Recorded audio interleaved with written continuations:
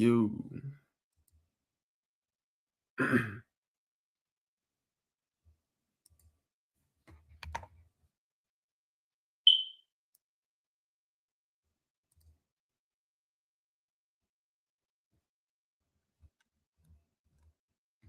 Testing. All right.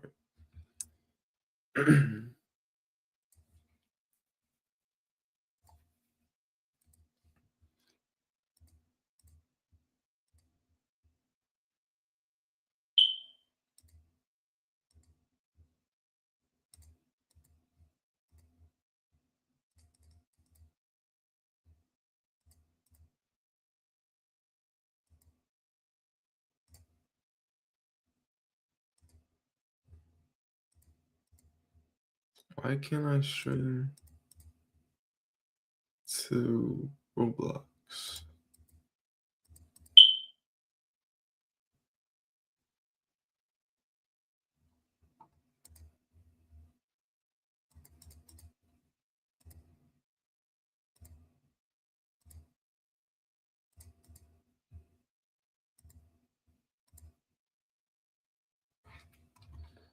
So, what's up, chat? So, holy ceiling bird. So, a couple of updates. So, first off,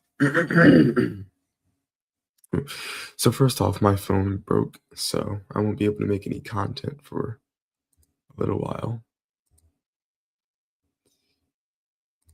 Yeah. Yeah. So, my phone broke, so I won't be able to make any content for a little while until I get a new phone. And second off, I'm just here to talk about like updates and stuff. And like new movies, you know what I'm saying? Just like entertainment in general.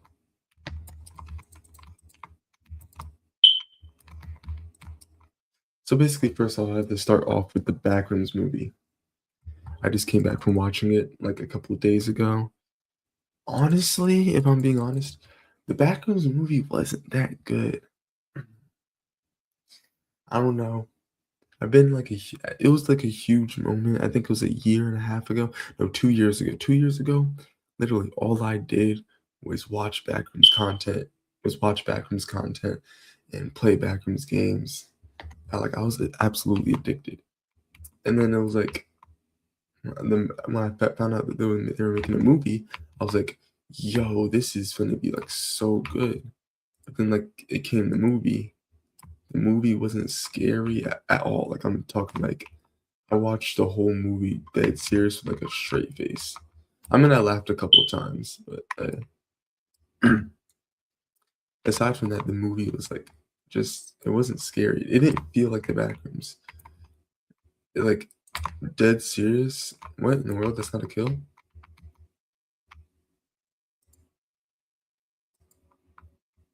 There we go. All right, so dead serious. Like first off, it wasn't scary at all. They made like a giant pirate dude, the main antagonist, and I'm pretty sure I forgot they made the black dude's name, Kane. I'm just gonna call him Kane Pixels.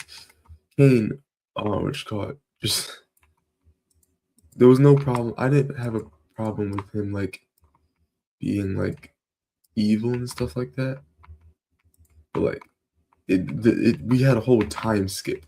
Like it didn't show him like starting to live in the back rooms. It just showed him. It was a time skip, and oh, he's living in the back rooms. Absolutely went fully insane and stuff like that. The whole movie just felt random, and not only random, it felt like rushed. It felt like they were just trying to produce something for money. And on top of all that, it was just like there was barely any monsters in the back rooms. Almost every interpretation of the back rooms was like monsters, levels, stuff like that. And like it's cool, but like there was really only one scene of action in the entire movie, and that was the girl getting chased by the monster. And then like literally, Lord have mercy, the movie was just like since there was only like one scene of actual action, the movie felt like, yo, all this suspense build up just for it to end quickly like that. And like I'm pretty sure it was a 1 hour and 45-minute movie or something like that. And then like it felt like you barely got anything done at all. So that's my take on the Backrooms movie. Nothing crazy. Jeez Louise. Cannot breathe right now.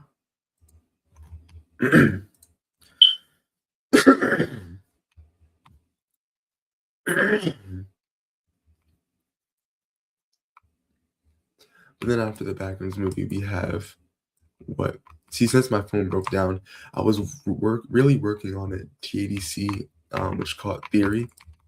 I was gonna post a theory on what I thought the next season was gonna be, not the next season, next episode, and what was gonna happen in the next episode. See, there's been a lot of theories and stuff like that talking about the next episode. And me personally, I feel like some of them have like a general idea and the correct idea of it. See, for the past couple weeks, I haven't been caught up on any leaks or anything because again, my phone broke down and stuff like that.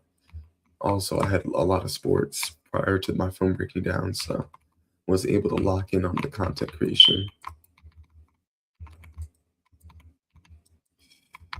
But yeah, so basically what I think is going to happen is like one of about 5 things. What in the world? How can I get here? So I first off think that someone is going to die. All right, that's just like the base grounding. Someone is going to die, and it's really not close. Whether it be them abstract, I don't know if it's abstraction is possible, because I do hear something about Kane having something to do with abstractions. But hey, I don't care. Someone's gonna die, whether it be an abstraction or not. And then, so second off, we know that it's gonna pick off where it left, where like the previous episode left off. How did he not die? Okay, but yeah, it's gonna pick up where it left off, and so first off, all the abstractions are free because Kane was the one keeping them locked away. So now literally every abstraction is free. Now you can go from a leak. There was a leak also where it showed like everybody being like scared on like a big, like some twisted platform thing. I forgot what it was, where it was when I saw it, but it was like Jack. There was a whole bunch of Jack's faces everywhere, and then it was like, hold up, and it was like everyone else looks worried or scared or something like that. And then yeah, so I feel like Jax is definitely going to be the main role. Now, again, which caught Gooseworks also replied to or posted something about the Bunny Bunny, which caught fans are not good or might not really like in the new episode. And I had to look up what Funny Bunny was and stuff like that. And apparently Funny Bunny is like a shipping thing. Yeah. So if they're not gonna like it, then I'm assuming that it's gonna have something to do with Jackson Pomni, maybe like having some kind of like separation, disliking for each other, separate, like just anything negative between them. But again, Jax might end up being how is he not dead? I'm done, bro.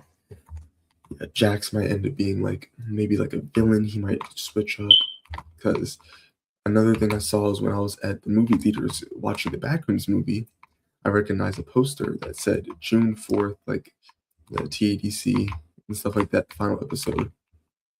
But one thing I noticed about the final episode is that literally I saw Jax like laying down with like his widened eyes, the eyes he uses to hide his emotion.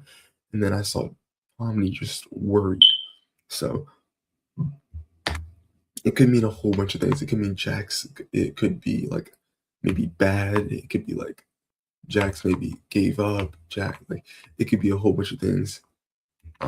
Jax abstracted.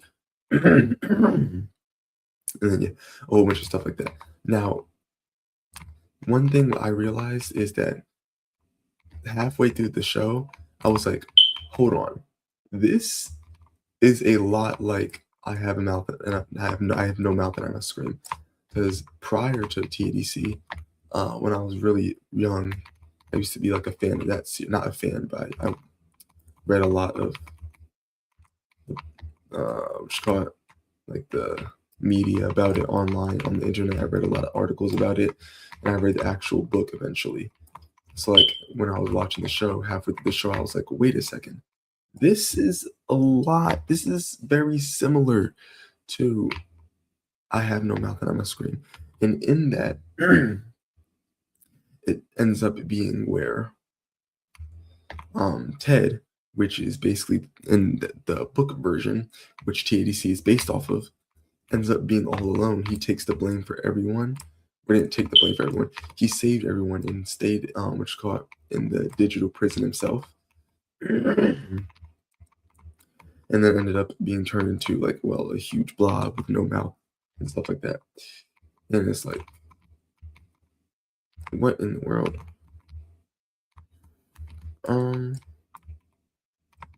I lagging or is it just me? Am I lagging or is it just me? Yeah. He turns into like some huge blob. It's like, how did he kill me from there? I don't know. But he turned it into some huge blob, and it's like a whole bunch of stuff like that. So I feel like the new TADC episode is gonna basically base off of the what you call it.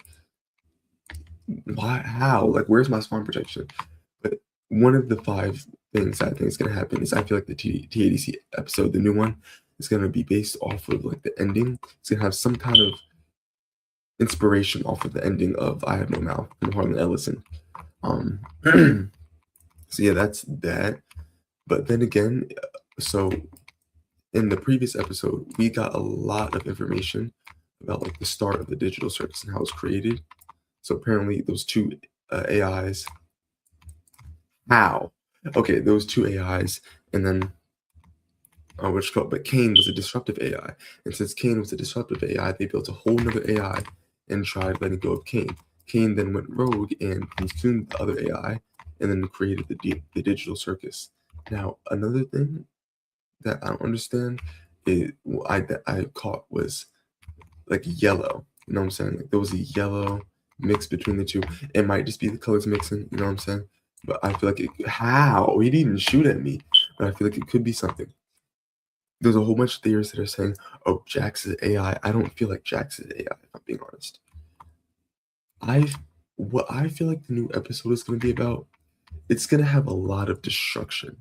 Like I'm talking like a lot of destruction. I don't know how this isn't a kill, but yeah, it's going to have like an insane amount of destruction, and it's just going to be like a whole bunch of chaos, and like it's going to be unstable. Everything's going to be unstable because Kane isn't there. Now, another possible thing that might happen is, and honestly, I'm going on a rant. I'm not really clear. I'm recognizing now that I'm not really clear about like what I'm trying to say here. But yeah, what I feel like is gonna happen is I feel like so basically there's a lot of theories that there was a 3rd AI, and in the Harlan Ellison's book, in the game series, basically there is 3 AI. There's 4 AIs actually. I'm pretty sure.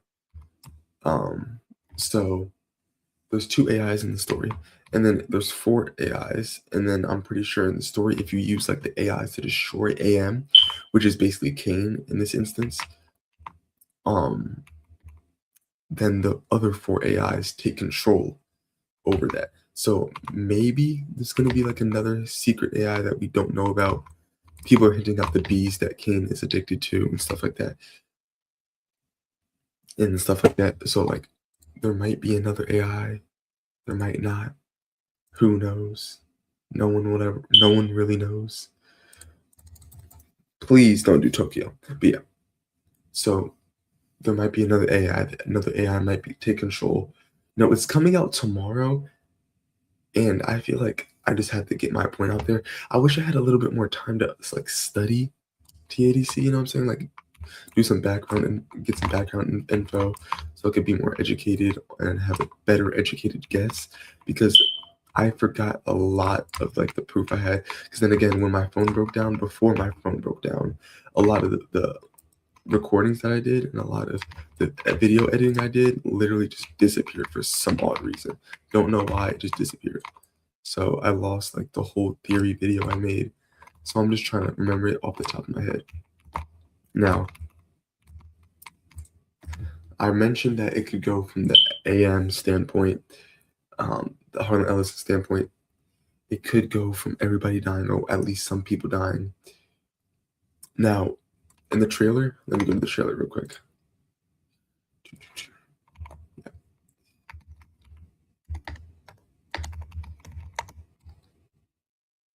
When the trailer came out is when A strong workout means a strong recovery. And with your Planet Fitness Black Card, you get access to all new amenities like the Red Light Sauna and Polar Dry Plunge, both designed to reduce muscle soreness and... Final trailer. There's no exit. There is no exit. There is no exit. Whoa. Final trailer? Hold on, this is fanon, right? There's no exit. There is no. Yeah, okay, it is. Okay. Thank you. All right. No, like there's like the most disturbing ways that TADC could end, and there's something on the top of my head that I can't remember. Like for some odd reason, I can't remember it. I had like a really good theory about what the next episode could be. The next episode is coming out literally tomorrow in the movies. I feel like they shouldn't. One thing I do feel like they should have released the movie before they release it on YouTube, because then it just gives a false sense of theories. You know, people could create the theories after the movie releases, and then they could get the theory correct and they could get the ending correct. But because the movie already came out, it's like, oh my goodness, he or she probably just went to the movies. So yeah, it's just like a very cool, really good theory, and I really feel like I had it.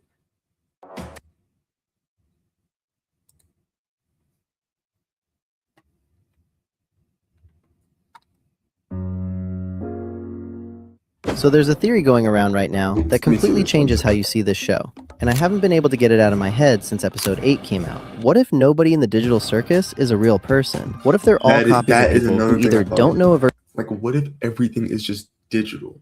You know what I'm saying? Because, you know, it is the amazing digital circus. So everything could very well be like digital. Everything could well be a video game. All of this could be a show inside of a show.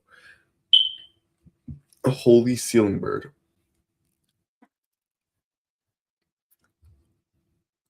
version of them is stuck in a computer, or worse, people who are already dead and have been gone for years. Episode 8 is another thing. What if like their actual bodies are rotted by now? Because think about this, time moves differently in the circus. No, one day in the circus could be a year in real life. A year in real life could be one day in the circus. You know what I'm saying? It's like, what if like all their bodies are just rotted and they have nothing to return to? Like right here in the Amanda Adventure. That's what I was thinking of. Coincidence, right? It's right there. So wait, what? All right. Anyways,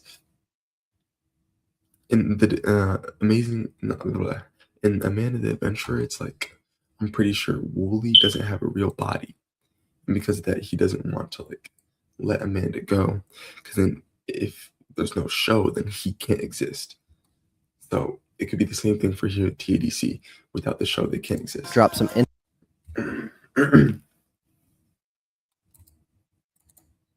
interesting clues, and this TikTok from this account inspired this theory. So go check them out. So let's get into it. Jeez Louise. You know what? I might give bro a follow on my main account. I'm gonna guest account right now. But jeez Louise. See, I have like 7% subscribed. Lord have mercy. Yo, like this is what I don't understand. Why do people watch a whole video and not subscribe? or like the video. Just doesn't make sense to me. So let's start with something Kane says in episode 8 that most people missed completely. When Ragatha shows up in the circus for the first time during the flashback, Kane doesn't say, "a new human." He says, "a new mind." Is this really? I was hoping new minds could show up. He explains how their avatars were designed to match their mind files, which are scans of their subconscious. We can also see a folder in the system called CA_neural scans. I'm pretty sure people are also seeing like ABC, Abel, Cain, Abel and Cain, you know what I'm saying? Like the biblical reference, and then along with the B's that Cain always draws, people are saying the B could be the third AI, you know what I'm saying? With the B and the ABC being B. So yeah. Marked as obsolete. Now think about what CNA actually was. Kinger told us in episode 8 that CNA wasn't a gaming company.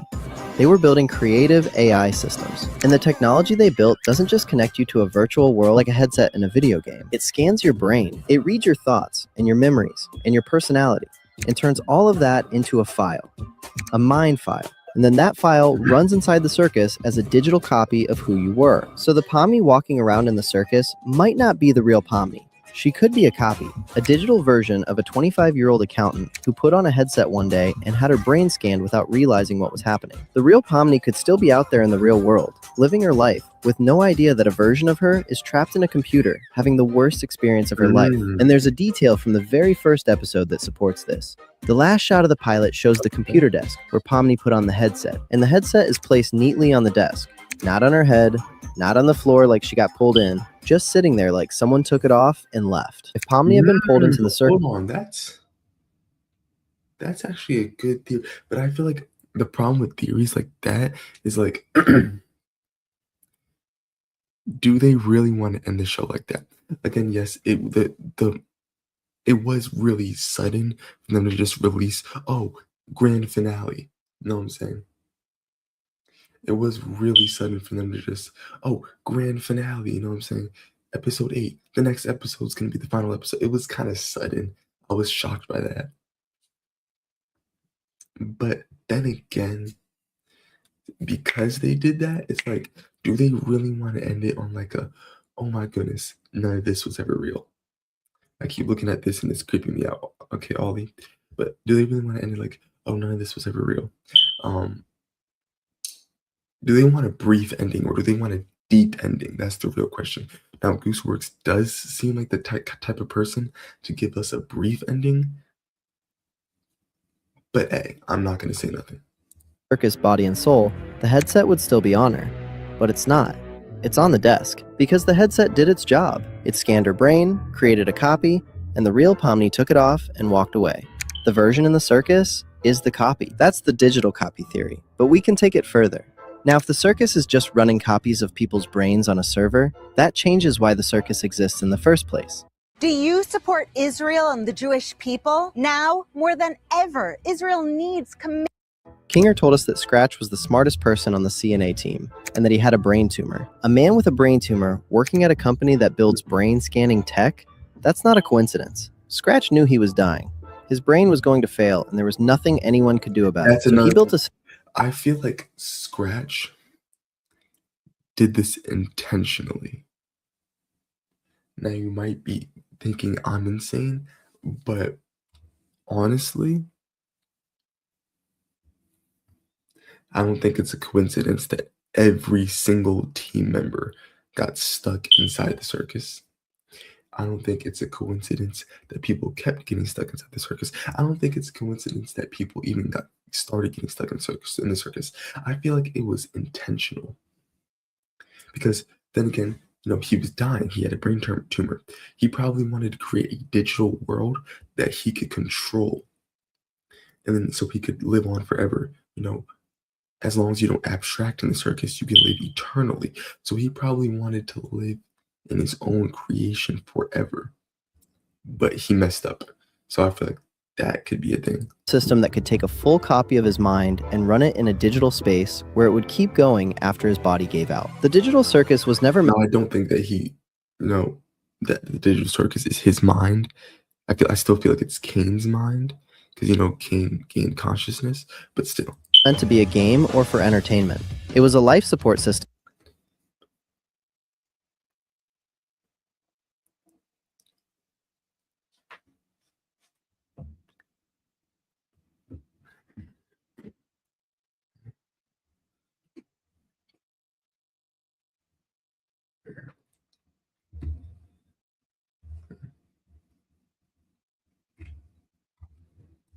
For Scratch's mind, a place where his consciousness could keep going even after the tumor killed his body.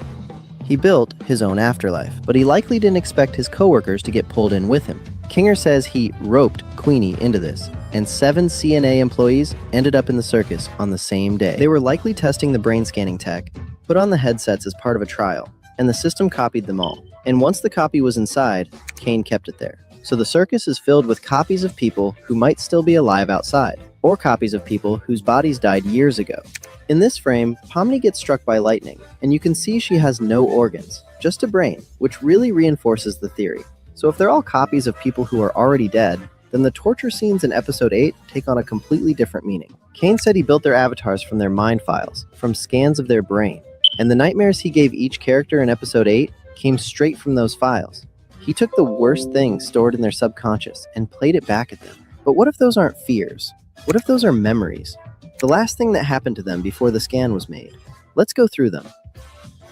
Scratch is the easiest one. He had a brain tumor. Kinger told us that in the cafe scene. Scratch knew he was dying, so he built the circus as a place where his mind could keep going after his body failed. His tumor killed him, and his copy became the first one in the system. He didn't need an accident. His body was already shutting down when the scan happened. Now Pomni. We know from episode 5 that she was a 25-year-old accountant who spent her free time exploring abandoned buildings and recording videos of herself doing it. That's how she found the headset, in some abandoned CNA office somewhere. Her nightmare in episode 8 shows her getting attacked by realistic crocodiles, which are basically animals hunting her down in the dark. What if Pomni in real life got attacked by guard dogs or some kind of animal while exploring an abandoned building? She went into a place she wasn't supposed to be in, something was guarding it, and it killed her. Okay. What would that have to do with the circus, though? Episode 7 shows us quick images of Jax driving through People also saying Jax is the one that ran over Gangle, or Gangle is the one that ran over Jax. It could be either way, because yes, Gangle was the one that was in front of the truck. But if we really think about it, people grieving situations like maybe they murdered someone accidentally, or they caused a death. They sometimes have nightmares of them being in the situation on the receiving end of being a victim, and that's what I've heard from a lot of media. So possibly a suburban area at night before something goes wrong. And when Zubul asks him in episode 7 if he has anyone waiting for him in the real world, he doesn't really answer. What if Jax died in a car crash? A young guy driving at night, lost control, and that was it. The flashes in episode 7 aren't memories of his past, and his nightmare in episode 8, where his friends peel his skin off, could be what happened to his body in the crash. Or like his friends peeling his skin off is people being manipulative to get under, for him to show his true colors, just for them to make fun of him. But that's just me, though. Mare puts her inside a spinning animation device with her emotions cycling faster and faster until she gets hit by a truck. This is the second time in the show she gets hit by a vehicle, and Jax's story involves a car accident. 2 characters in the same cast who both have trauma linked to vehicles. What if Gangle was in the same accident as Jax, maybe walking home from her fast food job at night? Either way, the truck in her nightmare is what killed her. This one is hard to sit through. She grew up on a ranch, far from everything, with an abusive mother and no one else around. Episode 5 talks about the yelling, the guilt, with an abusive mother and no one else around. Episode 5 talks about the yelling, the guilt, and the isolation. Then, episode 8 shows what her mother did. A silhouette at a dinner table throwing knives, and one of them goes straight into Ragatha's button eye. Kane built her avatar from her brain scan, and that scan turned her into a rag doll. This could possibly mean she's always going to receive an Geico helps tailor your coverage to fit your business and bottom line. So, I haven't Greg, watched how that good's it in a feel to long save time. on I your only commercial watched, auto like, 2 insurance videos. with Geico? As good as having a great hammer. You can't touch this. A ragdoll is something you can throw around and hit, and it just sits there and takes it. That's how she saw herself, so she might have died because of her mother's abuse. Their nightmare has them dragged under by random toy parts while staring at themselves in mirrors. Out of all the nightmares, this one is the hardest to connect to a specific cause of death, and their avatar being a toy made of mismatched parts that they constantly swap out suggests It's just body dysmorphia it's exactly that. And whatever and being forced to look at yourself, just like in Harlan Ellison's book and game. happened to them in the real world was connected to their body in some way. So if they're all copies made from a single brain scan, that means their entire existence is based on one snapshot, one moment in time. The headset scanned their brain, captured everything, their memories, their personality, their fears, and turned it into a file. But that file was made once and never updated. In the real world, your brain changes every single day. You make new memories, you grow, but a copy running on a server doesn't get any of that. It's stuck with the data it was given at the moment of the scan and nothing else. So over time, that data starts wearing out. That's what's happening to the copies in the circus. The copy starts glitching, and at some point, the data degrades so much that the whole file collapses, and you get a glitchy black monster covered in broken pixels that can't talk or think anymore. Scratch went first because his scan was already corrupted when it was made. The tumor was in his brain at the moment of the scan, so the copy started with damaged data from day one. The others lasted longer because their scans were clean. But even a clean file can't run forever without maintenance. One by one, each copy hit the point where the data couldn't hold together anymore, and they broke down. And there's the other possibility. Maybe the data doesn't just degrade on its own. Maybe the trigger is when a copy gets too close to the truth. Gooseworks said that the process comes from a loss of identity, and the biggest loss of identity you can have is realizing you're not real. Kaufmo spent all his time trying to find the exit. What if he found something? A piece of code that told him there's no body on the other side. The second he understood that he was a copy with nowhere to go, his sense of self collapsed and his file broke. It's another thing that I thought of. Like, what he just said it, so I'm gonna say it. And then there's the issue with food. The circus follows a timeline that lines up with reality. Kane appears in 1996. Kinger shows up in 1999. Ragatha arrives in 2008. Pomni in 2017. Those are actual years passing between each entry. But if their real bodies still exist somewhere, those bodies have needs. They have to eat and drink. Kinger has been inside since 1999. That makes 18 years when the story happens. No one lasts 18 years without food or water, so it's impossible for them to be alive. And who has been looking after their bodies for 9 years? Where are all these people kept? Are they all inside the same abandoned CNA building, strapped to headsets that no one ever noticed? Because a place like that would have been found eventually. There are holes in this theory, but Kane grabbed those nightmare scenes straight out of their brain scans, and every single one of them looks like a way to die. Pomni getting torn apart by animals in a place she wasn't supposed to be, Jax driving at night and something going wrong. Gangle getting slammed apart by animals in a place she wasn't supposed to be, Jax driving at night and something going wrong. Gangle getting slammed by a truck. Ragatha's mother going at her with knives when she was a kid on that ranch. Scratch slowly losing his mind to a tumor. Those look like final moments. And until episode 9 comes out, that's the part of this theory I can't shake. So during Kane's song in episode 8, there's a moment where he flips cards in front of every character. And if you look closely at the symbols, Jax's card has a star on it, and Kinger's card has a moon. Now if you go back at the door to Kane's office, the red door is the star, and the blue door is the moon. Red and blue. The exact same colors as the 2 buttons in episode 7.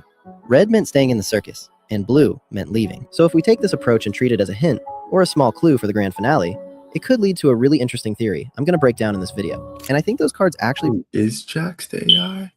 See, I was just saying that I didn't think that he could be. Ooh, hold on. But that right there could mean he's an AI. But then it wouldn't make sense that the whole story was, it wouldn't make sense how he was one of the main characters. One of the 2 main characters that the story focused on. Wow. I keep hearing stuff outside of my door. Predict everything that happens in episode 9. Because in this theory, Jax becomes the villain of the finale. And after everything we saw in that trailer, this might actually be true. Yeah, for real. That's what I'm thinking. The trailer picks up exactly where episode 8 left off. The circus is destroyed. Kinger just told everyone he accidentally killed Kane. Pomni asks, Are you sure? And then Jax realizes, Now we have nothing. I don't know what's gonna happen. Jax sounds like he's about to lose it. He's been in the circus for years. He lost Ribbit to abstraction. He lost Kaufmo to abstraction. And he survived all of that by telling himself none of it was real. The circus is a cartoon, and his friends are characters. That was the only thing keeping him going. Then in episode 8, Kinger becomes lucid and tells everyone that everything is real. The people are real, and nothing about any of this is fake. And then the same Kinger who built Kane with his own hands, the guy who is the reason they're all trapped here, accidentally deletes the one thing that was running this place. And Bro, I was thinking about the bacteria from the backrooms for some odd reason. I did not hear whatever happened in the last 15 seconds, but I'm just going to let it play. now they're stuck forever, with nothing and no one in charge. When Jax says, Now we have nothing. I hear a guy who's about to break. In the trailer, there's a shot of him and Kinger facing each other, and Jax doesn't have his usual sarcastic face on. He looks way more intense. How it feels to chew 5 gum. Stimulate your senses. I just want to be in this zone.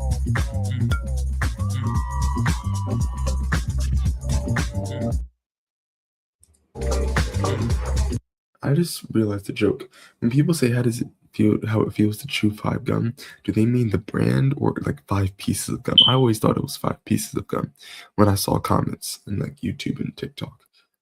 But I might be bugging. Than we've ever seen him. I'm almost certain the first chunk of episode 9 is Jax going at Kinger for everything he did.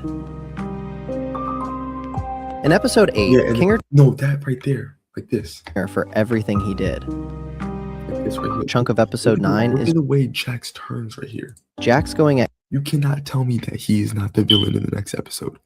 You cannot convince me that he's not the villain. Kinger for everything he did.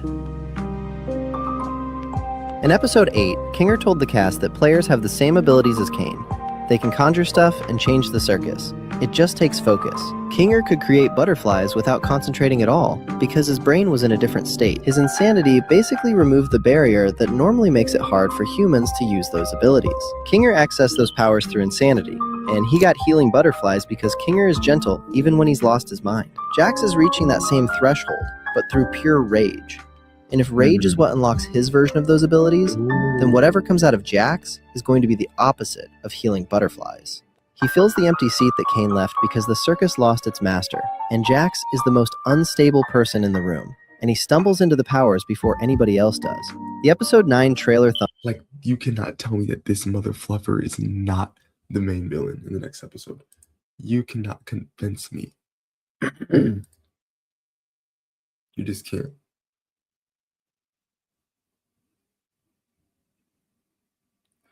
Another thing, every single person in TADC is based off of someone from Harlan Ellison's book, except Pomni. Let that sink in. She's like a mix of everybody. thumbnail shows red and blue lights along the side of Jax's head. He's stepping into Kane's role. Jax and Kane have been mirrors of each other into Kane's role. Jax and Kane have been mirrors of each other since the pilot. Gooseworks said she based both of them on her own flaws. They're both the most antagonistic people in the show. They both perform this version of themselves. Kane keeps pretending everything is fun because he can't handle being abandoned. And Jax keeps pretending he doesn't care about anyone because he can't handle losing someone again. In episode 6, Jax tells Pomni that everyone in the circus is basically a plaything, and gets genuinely upset when she calls his archetype the villain instead of the funny one. Michael Kovac said in an interview that Jax wishes he was a villain, and that he's misunderstood and doesn't even know it. If episode 9 is where Jax finally gets to play the villain for real, and then figures out too late that the role doesn't fit him the way he imagined, then everything Kovac said lands perfectly. And that whole plaything speech from episode 6 takes on a completely different meaning if Jax actually takes over the circus and starts running things the way Kane did. TADC is built on I have no mouth and I must scream. And the show keeps inverting stuff from the book. Ted in the book is the youngest, the cynical one, the one who acts like he doesn't care to hide how terrified he is, which is Jax down to every detail. In the book, Ted saves everyone at the end, but TADC flips things from the source material constantly, so I could easily see the show having Jax become the problem first and the solution second. The person everyone needs saving from before he becomes the person who saves them. Yo, this guy has like the exact same mindset as me. Yo, Kel TADC, you're like, this is exactly what I'm thinking of. What in the world? During his episode 7 breakdown, there that too. Jax would try to keep them trapped too, so. Are flashing images of cars, and a ton of people online are saying that means Jax was in a car accident before the circus. Some go further and say his body is so damaged that the headset is the only thing keeping his mind alive. Like he got plugged in while he was dying, and leaving the circus would just mean his brain shuts off for good. But I actually think there's 2 separate reasons why Jax would try to keep everyone trapped, and they both work on their own. The first one is purely mental. Jax lost Ribbit to abstraction, he lost Kaufmo to abstraction. Those were his only 2 real friends in the circus, and they both disappeared on him. Every single person he let himself get close to ended up gone. So Jax built this whole armor around himself, where he acts like he doesn't care about anybody, because if you don't care, then it doesn't hurt when they leave. But we saw in episode 6 that the armor is cracking. We saw in episode 7 that he almost abstracted over it. And we saw in episode 8 that learning everything is real Holy ceiling bird. nearly finished him off. If the rest of the cast finds an exit and decides to leave, from Jack's real nearly finished him off. If the rest of the cast finds an exit and decides to leave, from Jax's perspective, that's just Ribbit and Kaufmo happening again, but with everyone at once. He already knows what it feels like to be the one left behind, and he would do anything to not go through that a 3rd time. So even without any car accident theory or deathbed theory, Jax has a reason to block the exit. Suffer as I have suffered. Die. Exit purely based on the fact that he's a guy who has been abandoned over and over and can't take it anymore. The second reason goes deeper. If those flashing car images mean he was in a car accident and his real body is already destroyed, then if he gets For some odd reason. That's another thing I thought of, like his real body's destroyed, so he doesn't want to leave. But then again, well, no, I just lost it. Oh yeah, I feel like this has nothing to do with the next episode. Well, it does actually kind of, but I feel like there was a mistake made while making the next episode. I feel like someone probably like accidentally put Pomni in it or something. I don't know why. I just feel like it was an accident. They had to redo it or something. I don't know why. out of the circus, he just straight up I just feel like that. dies. He pressed the red button in episode 7 because staying was the only option that made sense to him if his body is gone on the outside. Now that Kane is gone and Jax figured out about the powers, then he actually has the ability to make that choice for everyone else too. And there's a third theory to this that people don't talk about enough. Jax clearly doesn't want anyone to know who he really is on the outside. His whole personality in the circus is built on being this loud, confident guy who doesn't take anything seriously. And if they leave and go back to the real world, that mask comes off completely. There's even a theory that Jax is actually a girl in real life, based on the fact that Gooseworks is transfem Yeah, I saw that theory. I hate that theory. and said Jax is the character she relates to the most. And the show keeps putting him in dresses and making jokes about his masculinity. And in an early version of the show, This is peak masculinity. I feel like that was a word he said or a line. I remember him saying that somewhere. I don't know where. the character that became Jax was literally female. If any of that is true, then the circus is the one place where Jax gets to be exactly who he Wasn't Jax supposed to originally be a female? Also, how did when his skin get ripped off, it closed back up? I don't wants to be without anyone questioning it. And leaving means going back to a version of himself who he wants to be without anyone questioning it. And leaving know. People still do question him in the circus. means going back to a version of himself that he ran away from. That's one more reason to stand in front of that door and refuse to move. All three reasons point to the same thing. Jax blocking the exit because the outside world has nothing left for him. What's the rush? You got someone waiting for you outside? Don't you? Yeah. I remember that. On the poster, every character This is what I was talking about, the Tangle stuff. Like just a whole bunch of Jaxes everywhere. So many Jaxes. Then you have Ribbit right here. Something's gonna happen, bro. I'm telling you. is walking around inside giant Jax heads. And then Kaufmo. I'm reading that as something that actually Maybe they have to build like Jax's. Maybe you have to build something off of Jax to escape. Like I see Kinger holding this up. Maybe they have to put Jax's mind pieces back together in order to escape. And Jax is trying to keep them there. There's a butterfly here, so they're gonna bring up Conjuring. Bubbles, but Bubble has to be gone.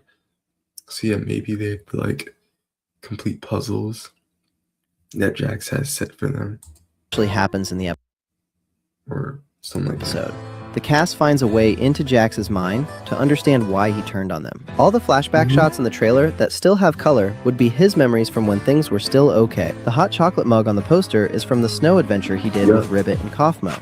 The exit writing on the wall is Kaufmo's room from episode 1. The green hands are Ribbit's, same ones he hallucinated in episode 7. The trailer scene where Ribbit says, "Have you ever done something that you regret?"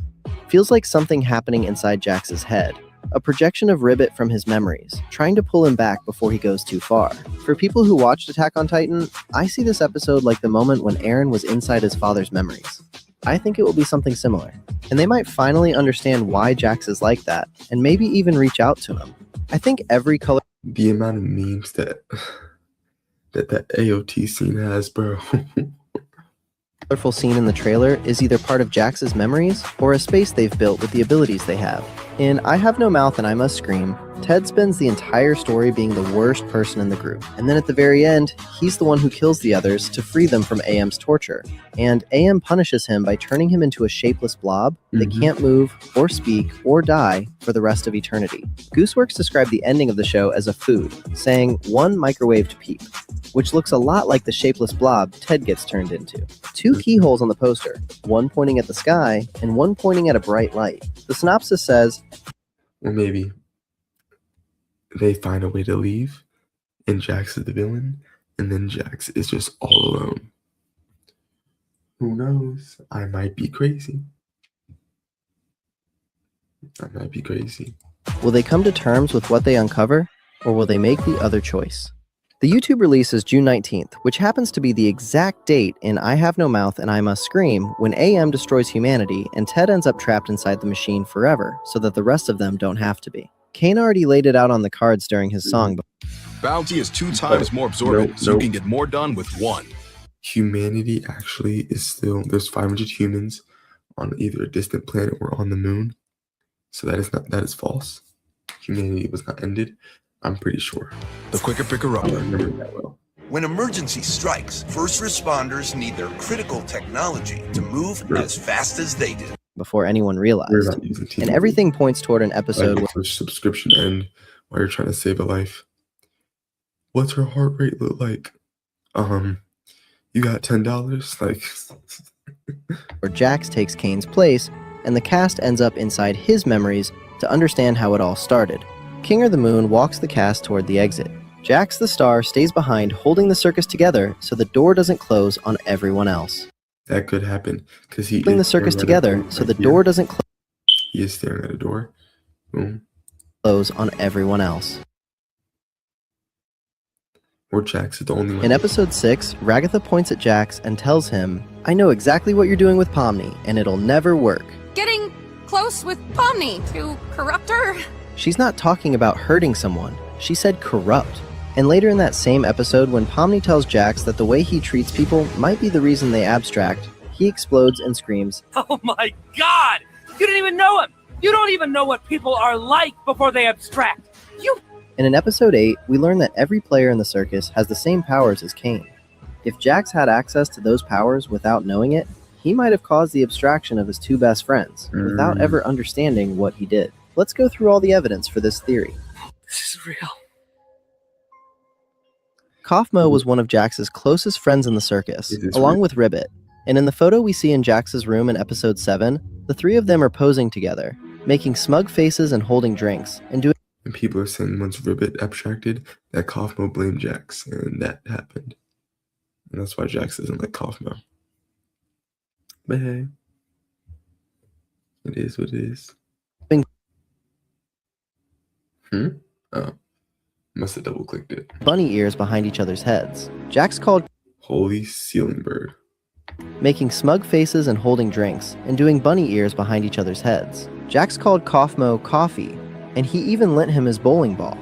In the pilot, when Jax, Ragatha, and Pomni open Kaufmo's door and find him abstracted, Jax stares at him for a second and just leaves Ragatha and Pomni alone. After Kaufmo gets sent to the cellar, Ragatha organizes a funeral, and every Pomni alone. After Kaufmo gets I was about to say, I thought the bowling ball stayed there. Sent to the cellar, Ragatha organizes a funeral, and every single member of the circus shows up, except Jax, who is the only one missing. He leaves right before the funeral, and you can see he looks sad. In episode 6, there's a moment where Jax looks at the performer's doors. And when he looks at Kaufmo... In episode 6, there's a moment where Jax looks at the performer's doors. And when he looks at Kaufmo's crossed out door, he has this angry look on his face. And then when he gets to Ribbit's door, he looks blank. Every time Jax's pupils get larger, it's when he tries to dissociate from the circus. And every time his pupils shrink, it's when he starts to panic or break down. Ever since Kaufmo abstracted in the pilot, Jax has been getting worse in every single episode. Like, he went from being sarcastic and kind of entertaining at the beginning of the pilot to being genuinely cruel and angry as time goes on. Kaufmo had paintings all over his room before he abstracted, and one of them shows him staring at an abstracted figure with the word "Y" written next to it.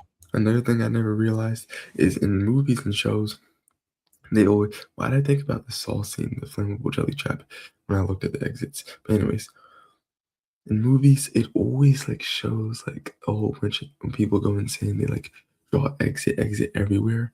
But there's no way for actually going insane if you have that much anger that you have time to write that many exit on the wall that many times without like calming down or something. Like, I've been angry before, I'm gonna keep it 100.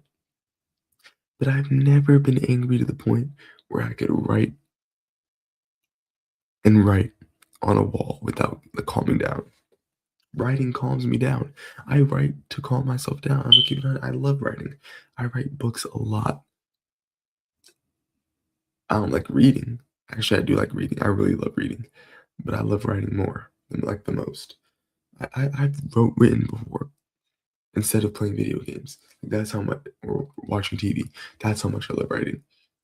But still, it just mind boggles me. You can do all this and still like lose your sanity. Like, what? And the theory is that Kaufmo watched Ribbit abstract before him and painted what he saw. Unless if you write one per day.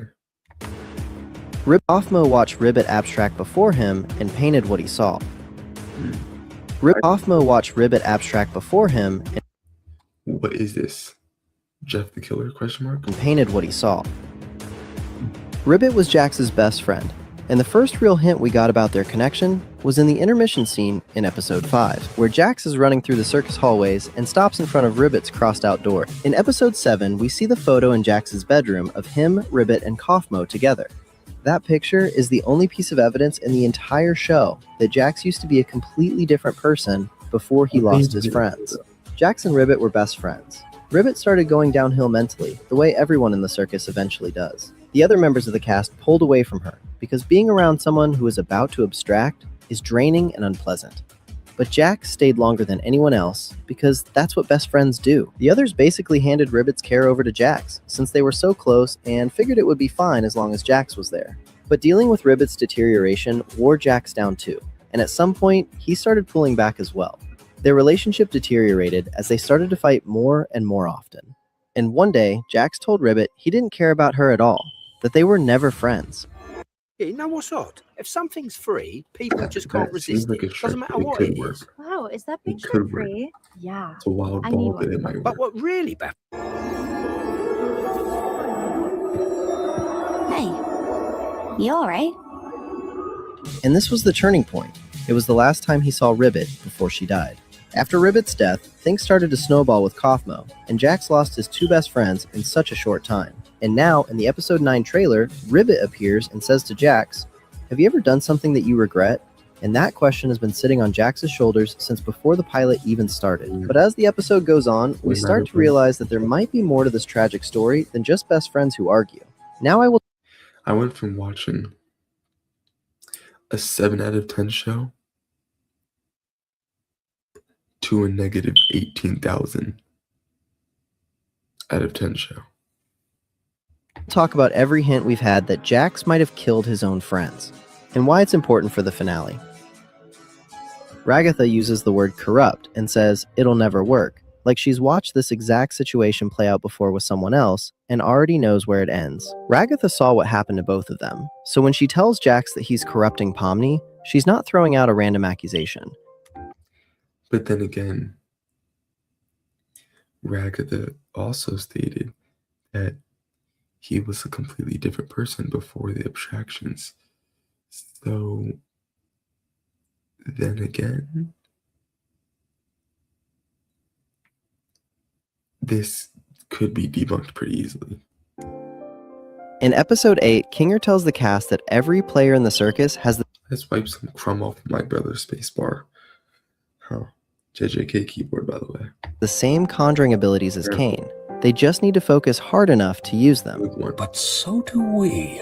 We all technically have the ability to conjure. Just like Kane, requires a lot more skill and concentration for us. Butterfly. But there's a moment at the end of episode 7 that connects to this and changes what it means. Kinger, Jax, and Kane are talking, and Kinger brings up Scratch, who was the first person to ever abstract in the circus. And Kinger implies that Kane caused Scratch's abstraction by messing with his mind, and Kane gets visibly nervous when the subject comes up. That moment... That's another thing. I feel like Kane forcibly caused a lot of abstractions. Just saying. Tells you that... Because why does Zubul get to skip a lot of adventures? I don't know, just saying. Abstraction can be triggered by someone else. It doesn't always come from the person breaking down on their own. An outside force can push someone into it. And Kane manipulates the minds of the humans all the time. He wipes their names. He made Jax temporarily vegan. If Kane can do all of that and the players have the same ability... Like, don't they not eat nothing? And Jax ain't even eat nothing the whole time he was vegan. Like, what? Then a player could accidentally do something similar to another player without even knowing they had that kind of power in them. Jax has been the most emotionally unstable person in the group for a long... Focus, remember, you have to be focused. So if they do end up going that route, then it's just going to be a plot hole, because remember, you have to be focused. So if Gooseworks does take that route, it's just going to be a plot hole. Time. What if his anger or his grief or his frustration activated something? He could have pushed Kaufmo or Ribbit past the point where they could come back. And at the end of episode 6, right after his massive fight with Pomni, Jax rushes to the bathroom alone and has a panic attack by the sink. He just had this blowout with the only new friend he's made since Ribbit and Kaufmo disappeared, and he's terrified he just started the same cycle with Pomni that he thinks he started with Ribbit. And then in episode 8, right after Kinger explains the truth about CNA and the creation of the circus, Jax walks out of the room, goes to the staircase, grabs the railing, and gets another panic attack. He says, "Oh my god, this is real." He had come to the realization that everything he believed in, that the circus was just a cartoon and they are cartoon characters, was wrong. The circus is real, and all along he had been harming real people. Think about what that means for someone who might have accidentally caused the abstraction of his two best friends. When Pomni says that the way people are treated might be what causes abstraction, Jax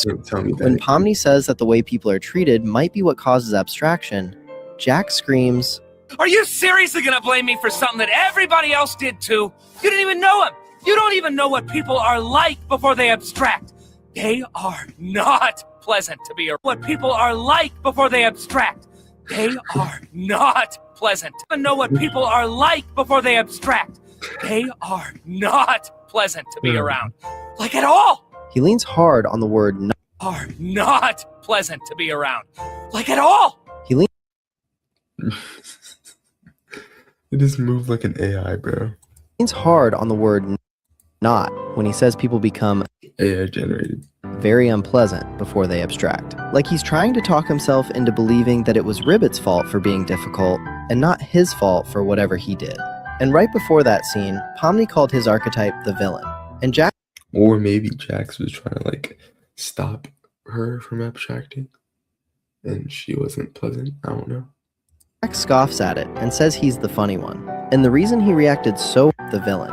And Jax scoffs at it and says he's the funny one. And the reason he reacted so hard is because she accidentally described exactly what he's afraid of being. And in that same episode, after they win the competition together, Pomni tries to hug Jax and he pushes her.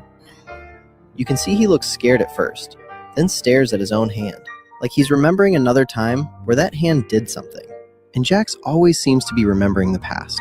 He lives in it, and he feels so detached, like he's only thinking about his memories. In the cafe in episode 8, he looks at his hot cocoa for a while, and during that scene, we can see what looks like the shadow of Ribbit, like a flashback of when they shared that table together. And then he looked at the shadow. In the episode 9 trailer, Ribbit says to Jax, "Have you ever done something that you regret?" Why did my own voice just scare me? Like, what in the world? It's way too late, and I'm way too sleep deprived. I have over 4 hours of practice tomorrow. I have 4 hours of football. And then 2 hours of basketball. Like, Lord have mercy.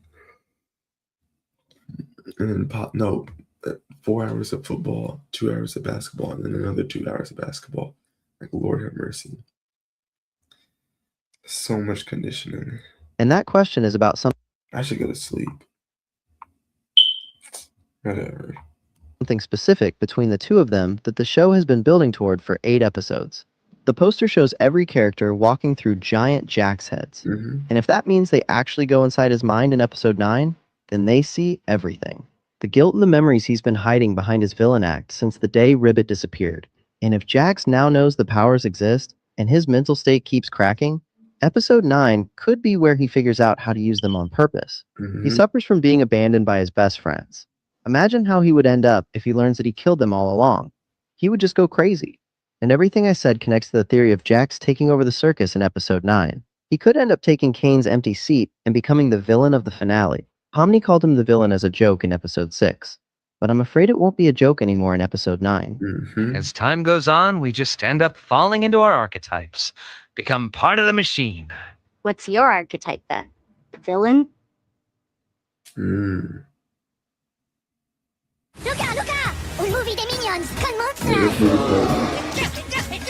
So I was gonna search up the TVC trailer, but hey.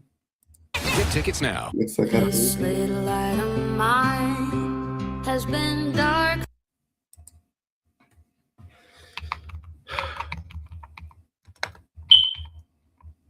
Waka Waka Man is the greatest, and I mean the greatest YouTuber of all time. What in the world is this? Okay, anyways, I've been watching bro since 2020, bro. Same thing with Daryl Mays and all of them.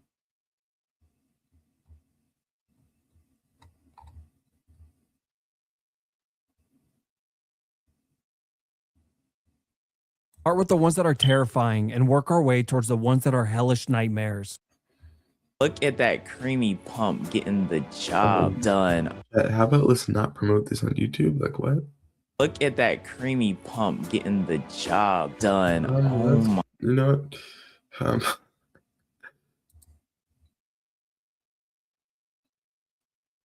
Good night, chat. Let me get this on my face.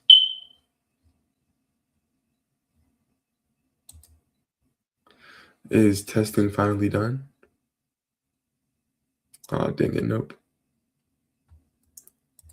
I saw a YouTuber check out Hoop Central.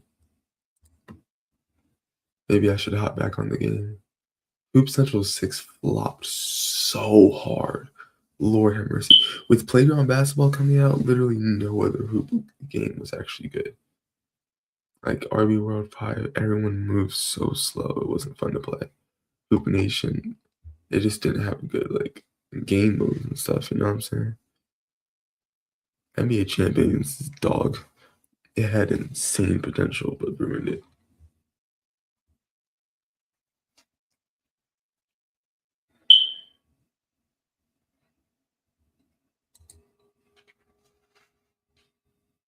Yeah, chat.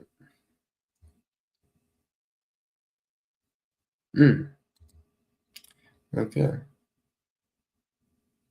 I see you, bro. Yeah, chat, good night. Sleep tight and please, for the love of God, do not let the bed bugs bite. But they might. They might.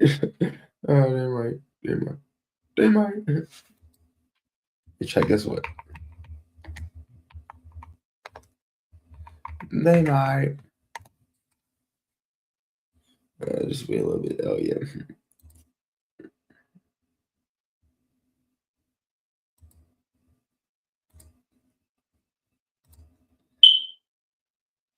I can put myself in timeout. I can delete my own. I can ban. What happens if I ban myself? Okay, whatever. See y'all.